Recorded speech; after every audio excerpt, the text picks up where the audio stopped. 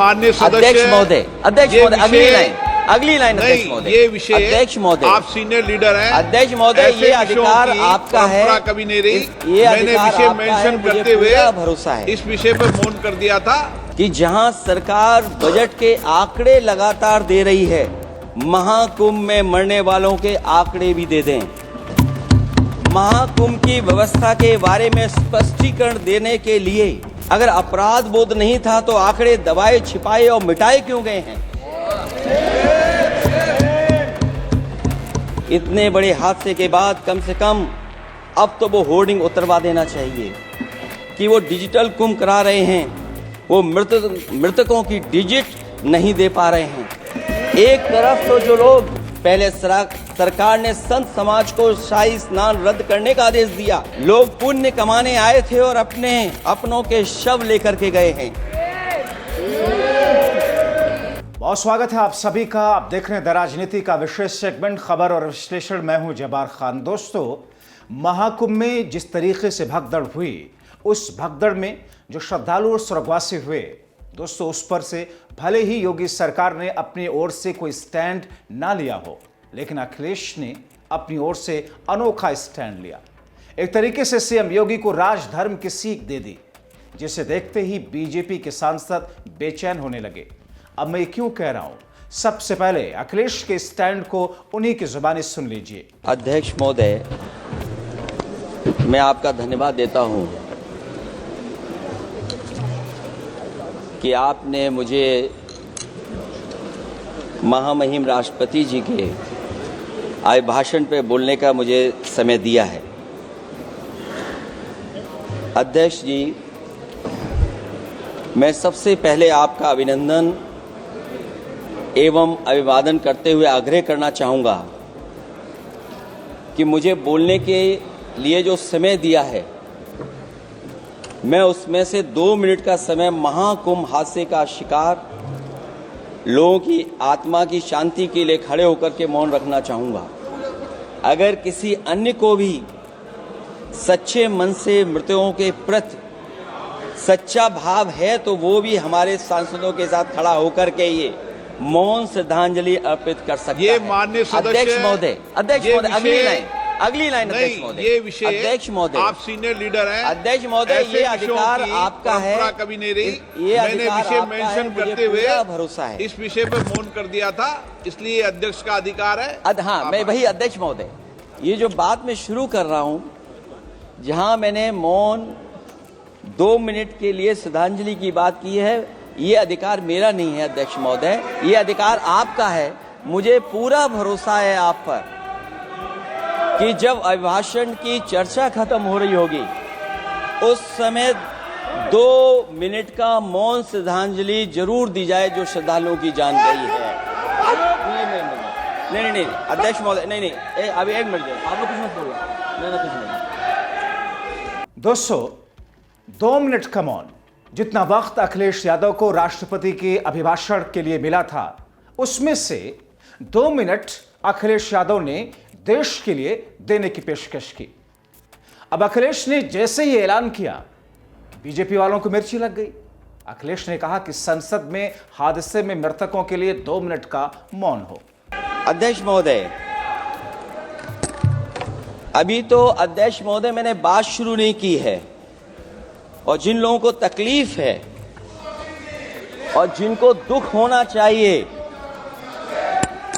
उनके बारे में मैं, हालांकि वो बाद में कहना चाहता था महाकुंभ के बारे में, लेकिन अध्यक्ष महोदय क्योंकि बहुत सारे माननीय सदस्य ये सुन नहीं सकते हैं, इसलिए मैं बात वहीं से शुरू करता हूं। आप देश के परम अभिभावक होने के नाते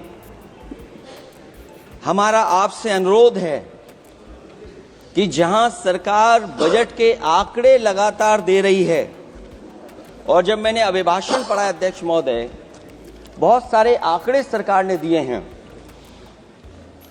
आंकड़े देने से पहले महाकुंभ में मरने वालों के आंकड़े भी दे दें। महाकुंभ की व्यवस्था के बारे में स्पष्टीकरण देने के लिए मेरी मांग है अध्यक्ष महोदय, सर्वदलीय बैठक बुलाई जानी चाहिए। महाकुंभ आपदा प्रबंधन व खोया पाया केंद्र की जिम्मेदारी सेना को दी जाए। महाकुंभ हादसे के शिकार लोगों की मृत्यु, घायलों का इलाज, दवाइयों, डॉक्टर, भोजन पानी, परिवहन की उपलब्धता का आंकड़ा संसद में पेश किया जाए। महाकुंभ हादसे के लिए जिम्मेदार लोगों पर, महाकुंभ हादसे के लिए जिम्मेदार लोगों पर घोर दंडात्मक कार्रवाई हो। जिन्होंने सच छिपाया है उनको दंडित किया जाए। अध्यक्ष महोदय, हम डबल इंजन की सरकार से पूछते हैं, अगर अपराध बोध नहीं था तो आंकड़े दबाए, छिपाए और मिटाए क्यों गए हैं? सच छिपाना और मिटाना भी तो अपराध है। इसका दंड कौन भुगतेगा अध्यक्ष महोदय? जहां इंतजाम होना चाहिए था वहां प्रचार हो रहा था। एक धार्मिक समागम में डबल इंजन का राजनीतिक प्रचार अशोभनीय है, निंदनीय है। इतने बड़े हादसे के बाद कम से कम अब तो वो होर्डिंग उतरवा देना चाहिए।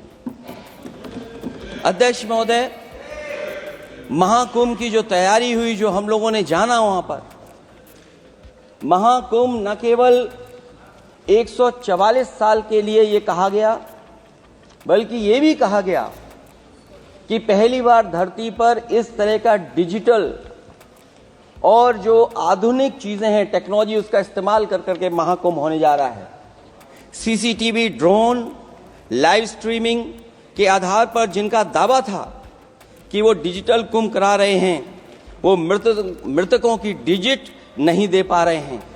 एक तरफ तो जो लोग डिजिटल डिजिटल डिजिटल अध्यक्ष महोदय कहने को थकते नहीं हैं, लेकिन जब कुंभ में इतना बड़ा हादसा हो गया है तो यही सरकार डिजिट नहीं दे पा रही है। हमारे अपने लोग मारे गए हैं, जिसमें परिवार का हर रिश्ता दिवंगत हुआ है। किसी की माता, किसी के पिता, किसी की बहू, किसी की बेटी, किसी का भाई बहन, चाचा चाची, बच्चों के आंकड़े तो अभी तक नदारद हैं। खोया पाया केंद्र ही लोगों को तो नहीं मिल रहा है। जो खोया पाया केंद्र था उसको भी लोग पा नहीं पा रहे, ढूंढ नहीं पा रहे। अध्यक्ष महोदय, कुंभ कोई पहली बार नहीं हो रहा है। कुंभ का आयोजन सदियों से होता आया है। हमारे पौराणिक और हमारे इतिहास के दस्तावेज ये बताते हैं कि समय समय पे जो भी सरकारें रही होंगी, जिसका भी राज रहा होगा अध्यक्ष महोदय, उसने महाकुंभ या इस तरह के कुंभ का आयोजन किया है। एक तरफ तो वो कि जो 144 साल बाद महाकुंभ होने जा रहा है, उसका इतना प्रचार किया। और मैंने तो कई टीवी इंटरव्यूज में, कई समाचार चैनलों पर ये बात सुनने में आई और सुनते रहे हम लोग कि सरकार ने 100 करोड़ लोगों के आने का इंतजाम किया है। और अगर 100 करोड़, अध्यक्ष महोदय, अगर ये बात गलत है तो मैं रिजाइन आपको देना चाहता हूं। अगर अध्यक्ष महोदय, ये माननीय सदस्य लोग अगर ये नहीं सुन पा रहे हैं तो मैं इनको एक एक को, आप नहीं गए स्नान करने, आप स्नान करने नहीं गए, इसीलिए इस तरह की भाषा का इस्तेमाल कर रहे हैं। अध्यक्ष महोदय, ये कहा गया कि 144 वर्ष के बाद ये हो रहा है। जहां तक मेरी समझ और जानकारी कहती है, जो एस्ट्रोनॉमी और एस्ट्रो चीजों को समझते होंगे वो ये स्वीकार करते होंगे, जो भी कुंभ होता होगा वो 144 वर्ष के बाद ही होता होगा। लेकिन ये कहा गया कि नक्षत्र ऐसे हैं, तो मैं अध्यक्ष महोदय सरकार से कहना चाहता हूं कि सतयुग से लेकर के कलयुग तक ये सनातन परंपरा रही है कि संत महात्मा साधु समाज मुहूर्त के हिसाब से शाही स्नान करते हैं। उसमें नक्षत्रों के हिसाब से जो सहयोग बनता है वही शाही स्नान का मुहूर्त होता है। लेकिन भाजपा के राज में ये सनातन परंपरा टूट गई। पहले सरकार ने संत समाज को शाही स्नान रद्द करने का आदेश दिया, जिससे अनादिकाल की सनातन परंपरा टूटी। और फिर जब देश भर में ये बात उठी, तो उन्होंने हादसे को छिपाकर फिर से आदेश दिया कि अखाड़े शाही स्नान करने जाएं। इससे सरकार ने पावन मुहूर्त के स्थान पर अपने मनमाने समय पर स्नान कराने का आदेश दिया। बात उस दिन या तिथि की नहीं होती है, बल्कि निश्चित मुहूर्त काल की होती है। ये सनातन परंपरा तोड़कर इन लोगों ने अच्छा नहीं किया। और ये क्या परंपरा टूटी है कि नहीं टूटी है, मैं समझता हूं अध्यक्ष महोदय मुझसे बेहतर सामने वाले ज्यादा जानते होंगे इसके बारे में। और जो लोग अध्यक्ष महोदय जो हम लोगों ने देखा वहां पर लोग पुण्य कमाने आए थे और अपनों के शव लेकर के गए हैं। चमत्कारी करिश्मा तो ये हुआ है, श्रद्धालुओं के शव मिल गए थे, पर सरकार स्नान करने वाले मरने वालों की बात स्वीकार नहीं कर रही थी।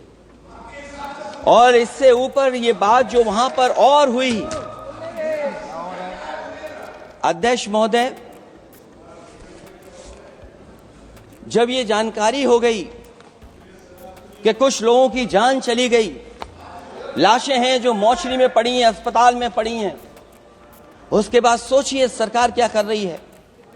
अपने सरकारी हेलीकॉप्टर में फूल भर करके फूलों को डालने का काम किया। सोचिए ये हमारी कहां की सनातनी परंपरा है। मैं जानना चाहूंगा सदन के माध्यम से हमारे माननीय सदस्य बताएं कि जहां लाशें पड़ी रही हों, न जाने कितनी चप्पलें पड़ी थीं, न जाने कितने कपड़े पड़े थे, महिलाओं की साड़ियां थी, कपड़े थे, लेकिन उनको कैसे उठाया गया? उन सबको उठाया गया जेसीबी मशीन से, ट्रैक्टर की ट्रॉली से। उनसे उठा करके कहां फेंका कोई नहीं जानता, लेकिन जब उनको लगा कि वहां से बदबू आ रही है, तो यही सरकार के लोग छिपाने लगे हैं। यही आपका महाकुंभ का आयोजन था। और हर बात को छिपाने के लिए न केवल ये लोग मीडिया का सहारा ले रहे हैं, मीडिया का सहारा लेते लेते सुनने में आया है कुछ दबाव और कुछ स्वीटनर भी दिए जा रहे हैं जिससे उनकी खबरें बाहर ना आ जाएं। और अगर अध्यक्ष मोदी ये बात सब गलत है मेरी, अगर ये बात सब गलत मैं कह रहा हूं, तो अभी तो नेता सदन को अभी भाषण देना है। और मैं ये बात और कहना चाहता हूं, आप अपनी तरफ से जानकारी कर लीजिएगा। हमारे उत्तर प्रदेश के मुख्यमंत्री जी ने शोक नहीं प्रकट किया था। जब देश की राष्ट्रपति और प्रधानमंत्री जी ने शोक प्रकट किया, उसके बाद 17 घंटे बाद सरकार ने स्वीकार किया। अध्यक्ष मोदी, ये वो लोग हैं जो आज भी कोई सच्चाई स्वीकार नहीं कर सकते। अखिलेश यादव ने संसद में उत्तर प्रदेश की योगी सरकार पर निशाना साधते हुए कहा कि प्रचार किया गया, 100 करोड़ की तैयारी हमने की।